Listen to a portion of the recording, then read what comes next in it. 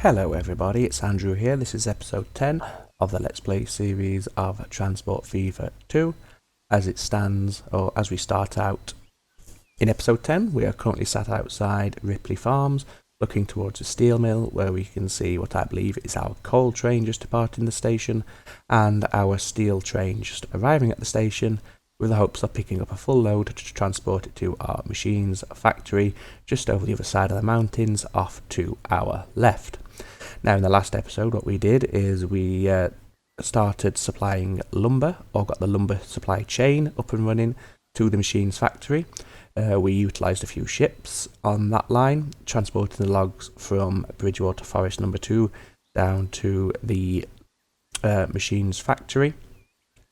And then we were, as we left it off, we were just about to start laying some tracks for a freight line between the machines factory in Bridgwater down to the city of Stoke, which has a demand for machines. So that's what we're going to concentrate on today. So if I just bring up the graphical user interface. We have two unlocks, the Russian class PV and the Dampf tram. Before we do anything else then, let's have a quick look at those and see if they're worthwhile bringing into our network. So if we just pick a train at random, this coal train for example, and then go to manage vehicle, select both of them so we can do a side-by-side comparison between the currently in service 280 Baldwin class 56 and the newly unlocked Russian class PV. To do that, we'll just add him onto that train, leave this one unchanged. As we can see off the bat, he has a higher power rating. He has 300 kilowatts compared to 284, and in terms of his overall performance, this one hits 31 miles an hour on a flat surface in 61 seconds. This one does it in 70 seconds, so it reaches his top speed a little bit faster, 9 seconds. In terms of medium and high grades, this one reaches 25 and 13 miles an hour respectively, where the PV reaches 30 miles an hour and 60 miles an hour respectively. So it would be a faster train, and it could be a worthwhile investment upgrading our Baldwins to the Russian class PV. He has a top speed of 40 miles an hour, so if we were to remove some wagons, we could increase the overall speed of the train to 40 from 31. However, I don't think that's quite necessary. I'm happy with 31, that's what we've been working off so far, so we're not going to miss that 9 mile an hour difference because we've never experienced it, if you follow my logic there. So let's go ahead and make a start, and we'll start as we have the coal train open. We'll replace both of them. That'll cost us £743,000 to do, so let's commit to that. Colour their trains in black. Let's see what they look like under their new colours and with their new locomotives attached. That's not a coal train, that's an iron train. Here's one, we've got one waiting at the platform. Yes, they look very, very sleek, very shiny. Switch back round as he's just started on his way. Yes, I'm happy with the appearance of that train. As we can see, it is a wood-powered train rather than coal.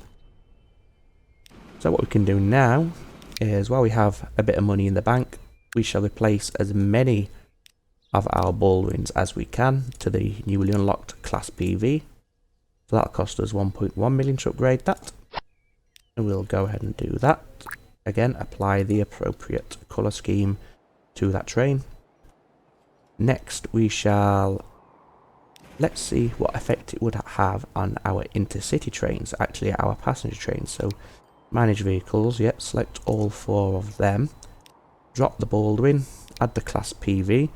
See, that takes him to a good power rating, which means he does 31, 31, 22, lays 31, 31, 18, and he also reaches his top speed around about 10 seconds faster. So if we can afford to, which we cannot, we will upgrade all 4 of those as soon as possible. That's going to cost 2 million, so what I'll do, I'll leave the screen open, set the speed to 4 times game speed, and I'll pick it back up when we have the right amount of money to upgrade the 4 trains there. Okay, so we're back. I now can afford to replace those 4 trains, so I'll go ahead and do that. Again, make sure we give them the appropriate paint colour to match their line, And let's go down and check out what these trains look like when pulling some passenger carriages. Here we go. Doesn't look too bad at all. The state of the carriages could do with a bit of an upgrade if we just pause it there. That's not quite how you spell wagon, but we'll just overlook that for now. Well, that's a lovely shot, that. Just take the heads-up display off there. Yes, that's a very artistic shot, and is it just encroaching onto the bridge? We can see the river in the distance, one of our ships there on the river, and our shiny new train, the Russian class PV. Let's continue. Next trains that I would like to upgrade are the trains that haul the logs to our sawmill in Coventry. So let's investigate that. Again, drop off the Baldwin, add the class PV. That'll cost us just under 1.2 million, which we can immediately afford. So we'll implement that change there. Likewise, let's do the same with the trains that are hauling the planks. No, don't clone them. Edit them. Class PV. Can't afford that just yet. Hopefully it won't take too long. If it does, I'll just insert a quick jump cut here, so you're not staring at this number going up and down, up and down, up and down. There we go, we've got the money now. Didn't take too long. I did set it to 4 times acceleration, however, just to make it a little bit more tolerable, but I will have put a jump cut in, I am sure, to spare you guys staring at a screen doing absolutely nothing. Next up, we have our tool freight trains that run from Coventry to Bridport. Let's have a look at these now. Drop off the Baldwins, same old story at the class PV, and once again we're going to have to wait, so 4 times acceleration of the game speed while we accumulate the funds to replace them as quickly as we can. Okay, that's those upgraded. Let's set it back to 1 times or normal acceleration on the game speed counter. I don't believe I coloured them. No, I did not, so let's do that now. Select both of them. Set them to the line colour, and we are golden. So in terms of our trains, I believe if we just select our trains, the only one that hasn't yet had an upgrade is the steel train. All the others have been done. So let's just quickly jump to the steel train and see how much it would cost us. I don't think this would cost us that much because we'll get quite a large refund from the Baldwin as it hasn't been in service that long. There we go, look, just under 400,000, so we'll do that immediately. Give him the colour scheme, and that's our fleet upgraded. Now the other thing we unlocked were the damp trams. Let's see a comparison here. In fact, we'll do it in the vehicle depot. So at the minute, what are we running? I can't quite remember. Let's have a look at the details. It's the horse-drawn streetcar. Okay, so let's have a look. So we're running this, one of the very early trams, in fact, the earliest you can have. The horse-drawn streetcar runs at 12 miles an hour, 2 kilowatts, 2 kilonewtons, carries 6, emissions 66, loading speed of 2. The damp tram goes at 16 miles an hour, so it's noticeably faster. Much more power and tractive effort, much higher capacity, almost double. However, the emissions are much greater in fact there's 14 more emission points emitted by the damp tram, which is obviously going to have a negative impact on the cities in which they run. However, the question is the trade-off worth it? I think it will be, to have a faster tram that carries more people, which should mean the amount of people we have waiting at our platforms around the city is going to drop off, because the trams can naturally take more in one go. So how much then would it cost us to upgrade all of our metros on both lines in Coventry? Let's have a look. Replace all with the damp tram. It would cost us 1.6 or just under 1.7 million. We currently have just under 1.2 million. So usual story, I'll accelerate the speed and then pick it back up once we have enough. Okay, there we go. We've just hit just hit 2 million, I should say, so we can replace them.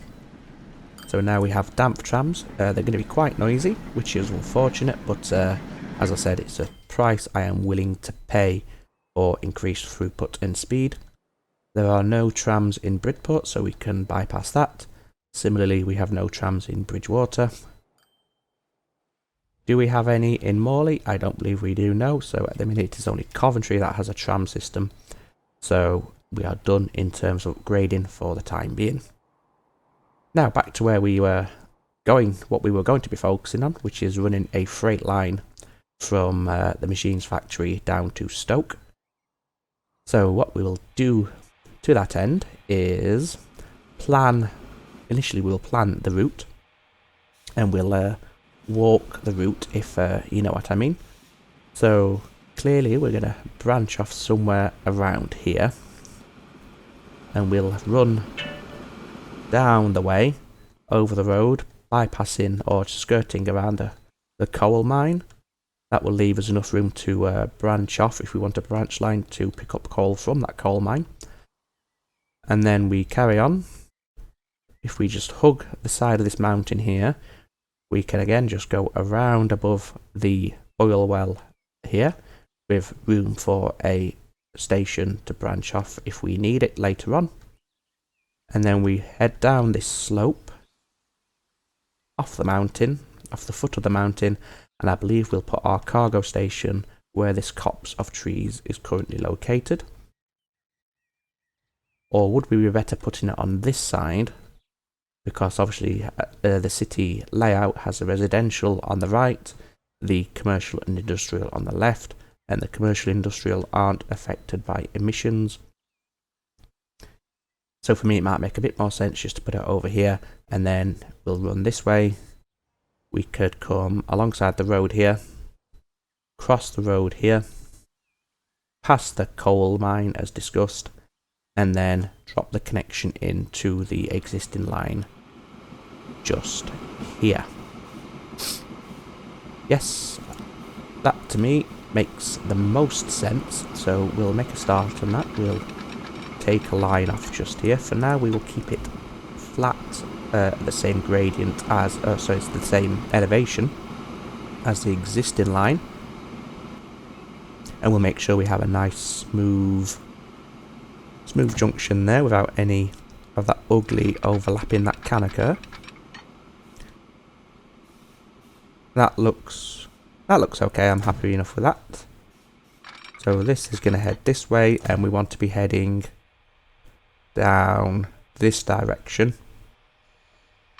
Make sure we leave ourselves, oh no, don't want a bridge.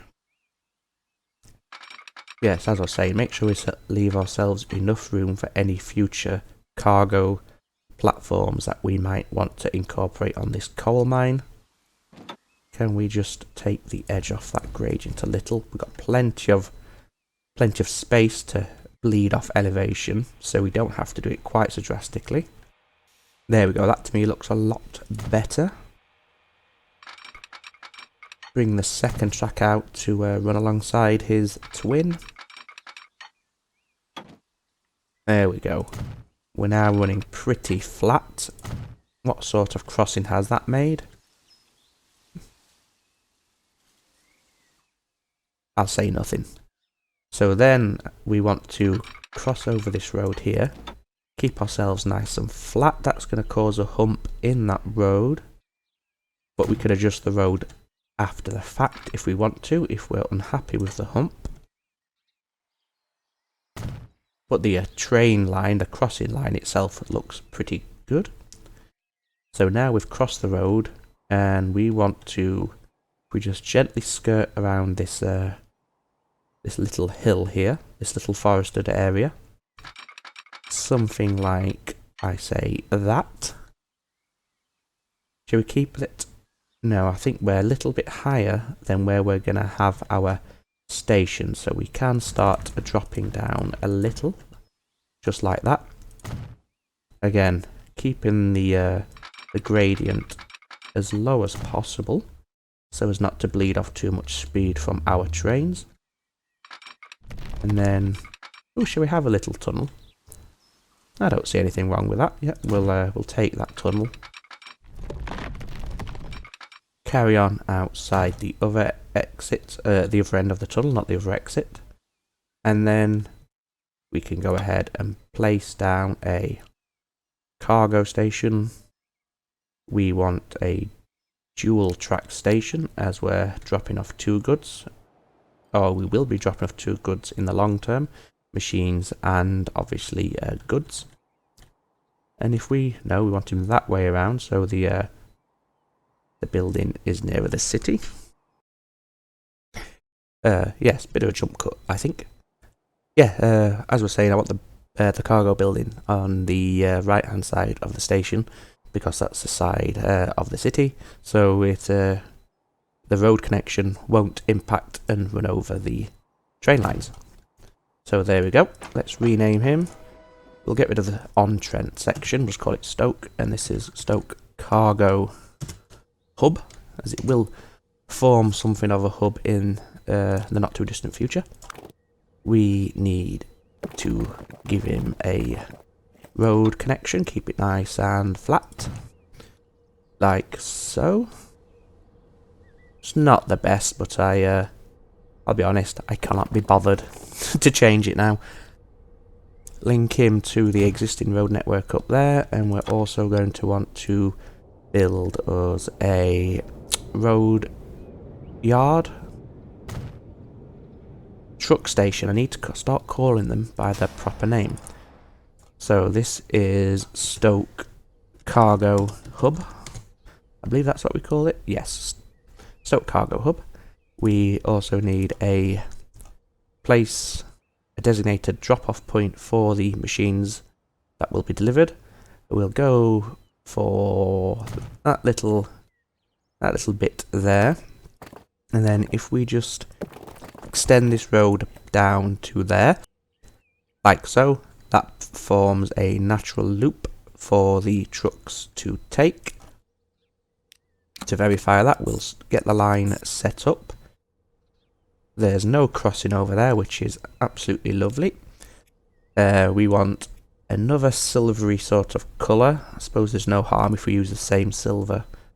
Perhaps no, we'll go for a slightly lighter one. Can hardly see it, but we know it's there. And he is carrying our machines. And he is unloading our machines and nothing else. As per, we'll have unlimited wait time. And the line name is going to be Machinery Delivery to Stoke. The last thing we're going to need here to get this up and running is a vehicle depot. We shall pick up, we'll go for the covered carriages again, the Europeans, and we'll have 10 to start with, I think. Give them the same colour scheme as the line, as per. Assign them to the line. So they're not going to do anything for now, because obviously there's nothing for them to pick up and deliver. But they're going to be waiting there for the first load when it arrives. In the meantime, before we can do that, we need to finish off the track connection. So we want to extend outwards there. Connect up to... It's got a little shimmy again, but it's not going to scrub off any speed, so it's okay. Yeah, connect up like that. Put the diamond in position so the trains can switch to the appropriate track, and then we need to start the signalling process. So we want a signal there, we want a signal there to protect the junction, and perhaps also one on the steel line. I think we'll put a short signal in here so we can get clearance nice and quickly, and then we'll proceed with our usual blocking. That is going to cause all sorts of carnage, so we'll amend that immediately so we don't have the issue I had earlier with the logging train in episode 2, where I ballsed it up and didn't realise why. Now let's just continue through. Down there, we'll have another here. A bit overkill in terms of the amount, because we're only going to have one or 2 trains running it for now. We'll have ones either side of the tunnel. Same on this side. It doesn't make sense to put semaphore signals inside the tunnel, as they're not going to be that well illuminated. However, when we get the electric light signals, it won't be unrealistic, shall we say, to include them inside any tunnels that we have. Okay, so that is that section, that little task done. So we can now assign a line to this. Again, picking up just the machines, dropping off just the machines with an unlimited wait time and the grey colour scheme. And we will follow the usual naming scheme. So this is machinery freight, and that runs from Bridgwater to Stoke. And all we need to do now is purchase ourselves a train to run this line. To get there, he is going to have to, as it stands, go around the houses somewhat. So what I might do here is put a little branch junction in. Not too concerned about the gradient here, because it's only going to be used as an access line to join this section of the network. That's too high. I think somewhere around there is the correct elevation. And then if we slide him in that direction, that is a perfect junction first time. And also if we bring him over here and slip him all the way across to there, again, a perfectly straight junction. Happy enough with that. This section will be one way, there'll be no returning this way, like that and like that. So the trains on this line should, excluding those signals anyway, should have priority. Yes, that'll be fine. That'll be absolutely fine. There is no need to gain access from this direction onto here, because it's one way, so nothing can come out this way on this line. It's only going to be this one here. But what we can do is, if we want to, which we do, is put a 2-way signal there, although 1 way would also suffice. So we could have a train waiting there, and unless it's too long, we could also have a train waiting back here if we have 2 trains heading that way at the same time. Although that may be a little close, and there may be some... Well, that's ballsed it. As I was saying, there may be some degree of overhang, but that's okay. So if we just move him... No, it wouldn't be okay. It would be less than okay. So we'll move him backwards, so that should ensure there's enough room for the full length of the train to sit in this block. And it'll allow the second train to come and wait here, which will get rid of any snarl-ups on this line here. So, what we need to do now, as I say, is purchase the train. So we'll go ahead and construct the locomotive over here. We want the Class PV, that's the current standard train on our network. And machinery is transported, I believe, in boxcars. Yes, indeed it is. We shall go for the smaller ones this time. I believe... No, we'll go for the bigger ones. I say bigger, I just mean in terms of physical size. In terms of capacity, they are identical. So we'll go ahead and we'll start out with, what's that? Is that 10? Yes, it is. Yes, 70 capacity. 70 divided 10 is 7. 3 million for one train. Let's go ahead and purchase that now. Give him the paint job that he requires for identification purposes. Assign him to the line that he's going to be running on. And then as he leaves our depot, here he comes. If we just take a quick look at him, let's get rid of the user interface there. It looks quite glorious in that colour scheme, I must say. I do quite like that. Anyway, what I was going to do while I'm here is name him. So this is machinery from Bridgwater to Stoke. And that's him up and going, up and running. This should have started production now. Yes, there's nothing to be shipped yet because they're waiting on planks. However, we have some on their way. Given the fact we have a build up here waiting, that to me, as we can see here, says that we don't have enough logs being supplied on a regular basis. So it could be worthwhile at this point doubling the amount of ships we have running the logging line. At the minute we have 2. If we wanted to double them, can we afford it immediately? Yes, we can. So we'll have 4 now running that line, and that should help us keep a somewhat steadier supply than we're seeing at the moment. So that's the freight side of Stoke's connection, or one half of the freight side, dealt with. The next thing to do is have a look at where the passenger station is going to be and how we're going to run the passenger line in. So I'll just have a quick drink. I'll pause it for a second to do a jump cut, and we'll pick it back up in a few moments. Okay, so a quick drink of hot lemon in an attempt to fight off the man flu. Now, passenger line.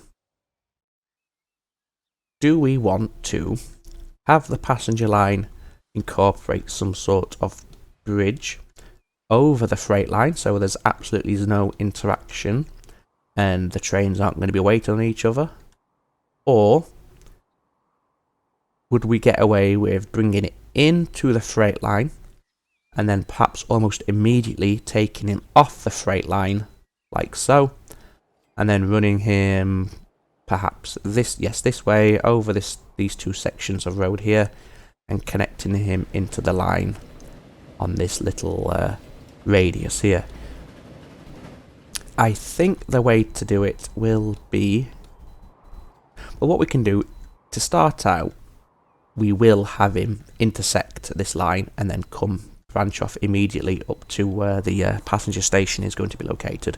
And if we find it causes us trouble in terms of trains waiting on each other and having to slow down at signals while a train passes, then we can change it around later. That won't be too much of a problem. We can afford to, we can start to do that now. We have enough money, so if we go into our passenger station, this can in fact be a terminus, as there's no further cities down here that are going to be connected outbound from Stoke. So let's go ahead and find a nice position for this station to go. I'm going to say somewhere up here outside of town, and we'll do our usual bus pick up and drop off point as we've done in all our cities thus far. And I think we have him, we want to give him the correct trim colour, which is blue. We'll go for 2 tracks, 240 length and medium canopy. That's all okay. That's only cosmetic anyway, the canopy. Let's get a bit closer so we can see if he's flat. He's a little bit raised. If we, that's, yes. That is almost perfect. So it's not Stoke-on-Trent North, it is just Stoke-on-Trent. And then we want to have a road connection, a street connection put in place. So the passengers from Stoke can actually get here. And then if we just sweep that down like that. So there's a connection there. And then same on this side, if we just bend around a little bit. Like so, and then have a flat section out, or a straight section rather, coming out that way. Bring him down there, keep him there, and then if we just take that back just a touch. No, don't put a signal down, that's not going to do anything for me. Like that. It's uneven, but it serves a purpose. So that's the road connection in place. Now I guess we start work on the line itself. So if we bring him out lovely and level and flat for now. We'll straight away put in our diamond. I'm not too concerned about the speed because he'll either be slowing down to enter the station or he'll have only just left the station, so he won't be running at full speed yet anyway. Now we are a little low here because we kept it flat, so this might make a bit of a strange level crossing with this road here. Indeed it does. It causes a lovely little dip. If we bring it up a little, perhaps like that, because it needs to start rising up in order to meet this freight line, doesn't it? Perhaps a touch more. There we go. This road, we can rework it afterwards and probably have him bridge over the top of the rail line. And then we want to continue this track outwards like this. And I think we'll have him intersect somewhere up here, just before the level crossing for the road.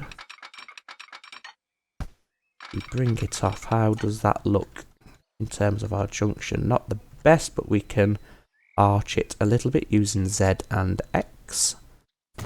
And that gives us a leveler crossing. Or a flatter crossing, I suppose is the better way to put it. Yeah, that's not too bad at all.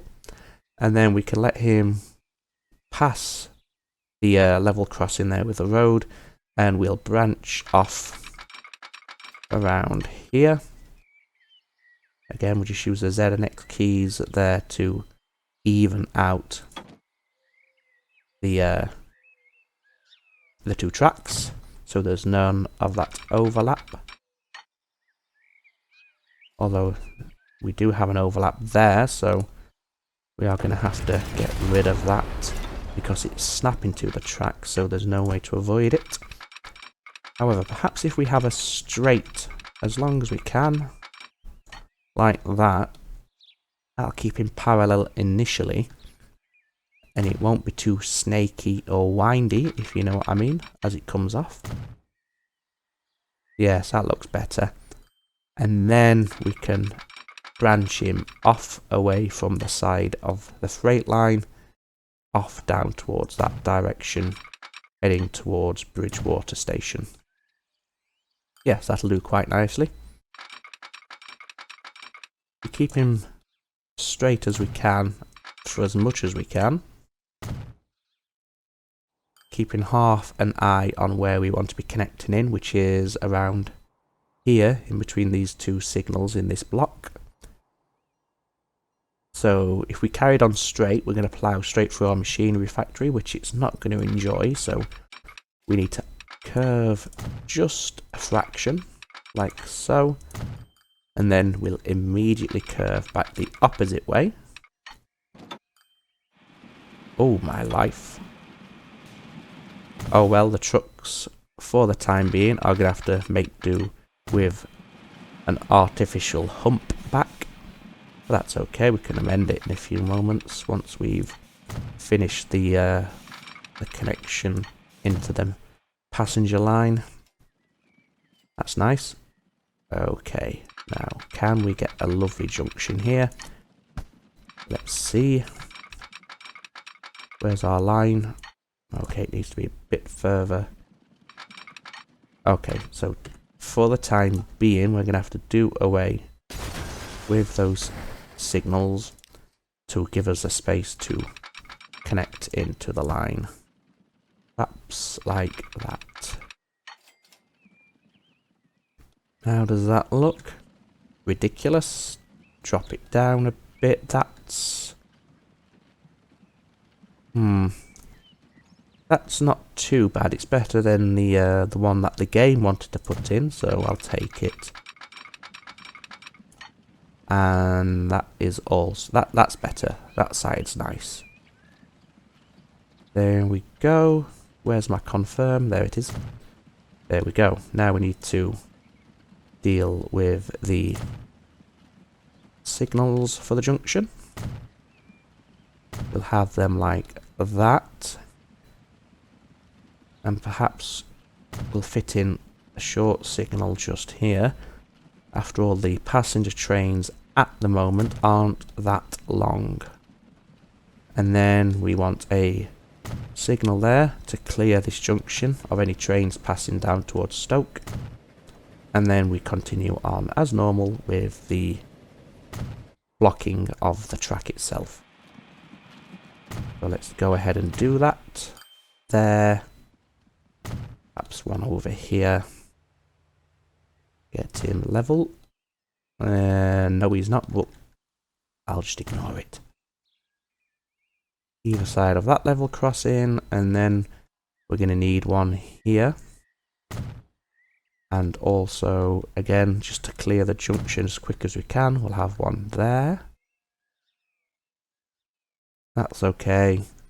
We need one here, and in fact, I'd rather have the passenger train take priority, because logic dictates they're going to run at a faster speed than the freight line. So we'll hold the freight train here, and this should mean most of the time the passenger train is going to take priority and be able to use this section of track first. And I think we'll do the same just here as well. That signal there will take him out and set him a little further back. There. Yes. And we'll put a close-in signal on the freight line there. Again, that's just going to encourage the freight trains to be the ones that have to wait, to allow the passenger trains to fly on through and continue on their way. We aren't quite finished yet. We could still do some signals down here, which we shall do now. One there, and one there. And we want one just ahead of the slip switch, and a clearing signal just there. Okay. Now we need to ensure that the citizens of Stoke can access the train station, so we need to provide them with some public transport. Again, we'll do the 2-loop system, clockwise and counterclockwise. So we'll go there, and we'll go there, and there, and then just continue around the main streets like so. And they're not going to be used, or they shouldn't be used at the moment, but for future proofing and expansion, that'll cover any buildings that pop up in this area here. So that's taken care of. We have a depot already, so the next thing to do is actually put the lines that we've just created into place. So there is our clockwise bus service. That's bus service number 1 for Stoke, and that's a lovely green colour. I was being sarcastic, it's not that lovely at all. And there we go, that's bus service number 2 for Stoke. Like so. Yes and yes. So we can now assign some vehicles to this. We'll go with the bigger stagecoaches straight off the bat, and we'll have 4 per service. So that was that colour, yes, for number 1, and that colour there for number 2. Let's just pause quickly, turn him around. Oh no, they can shave the paint and just about squeeze through there, so the stagecoaches wouldn't have been held up. That was what I was concerned about. Now, the next question is, do we also have a branch point here? So passengers, so we can get from Morley to Stoke, and sweep it in like that, or do we just run a small service from Bridgwater to Stoke, and this will then become something of an interchange, if you will, where passengers wanting to go to Stoke from either Morley or Coventry will get off, swap platforms, and then continue on their way. I think we'll do it that way. We'll have a small service that runs between Bridgwater and Stoke. For that then, I think it's best if we now put in a third track to activate the third platform. Like that. We can always put another one in later on if we need to. And then bring him in like this. Nice and straight. Perfect. And we'll put a signal there. So the train on platform 3 can start his journey and wait here if there's anything in this little section of track here. Okay, so let's set up that little route between the two. Bridgwater to Stoke. This is intercity train. I'm not going to number these. They're all going to be called intercity train with no numerical identifiers. And that's Bridgwater to Stoke. It's two-way, so I use a backslash, which also means I need to change this. In fact, that should have been updated a long time ago, because he now incorporates Morley. I'm not going to put every single town name that he touches in there, because we'd have a huge train line name at the end of the game, which is going to look ridiculous. So now we need to get a small intercity shuttle service, if you will. And perhaps that's the time to use something like the BR-53 Preuss. I think we will. I mean, the Class PV would also do the job. However, just for a bit of variety's sake and to clearly show that this is a different type, if you will, of line, we'll have a shorter or smaller engine pulling the train. We'll only have 3 carriages, and we'll have 2 trains assigned to run that line. That's going to cost us just under 6 million, which we can afford. What colour? It was a lilac sort of colour, I believe. Yes. And then he wants to be assigned to there. Lovely. So that's Stoke now welcomed into our network. Still waiting on our first, I believe it would be our first, yes, our first delivery of machines to arrive. Is that the train there? Oh no, he's already on platform. Does he have any on board yet? Yes, he does, about a half load. In fact, just to kickstart things, I'm going to send him on his way now. Still waiting on planks, which says to me, again, we're still waiting on logs here, which is the case. However, we have a ship just about to arrive. Ship 13 and 14, so they're the 2 new ships that we added on quite recently. Let's see then. So that must have been... When did we add them?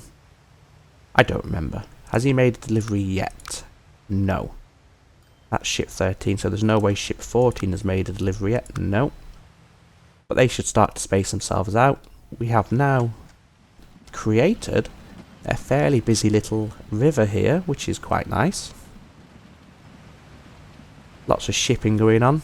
Train just going over the bridge there in the distance in towards Morley. And I do believe that this is a perfect place to end this episode. Now that we've brought Stoke into the loop and we've started off the... we will have started very soon delivering machines into Stoke, which is the first of its goods requirements met, which will encourage some growth. So, this has been episode 10. I hope you enjoyed it. I hope to see you again shortly in episode number 11. All that remains for me to say right now is thank you very much for watching. Take care of yourselves, guys. Stay safe. Bye for now.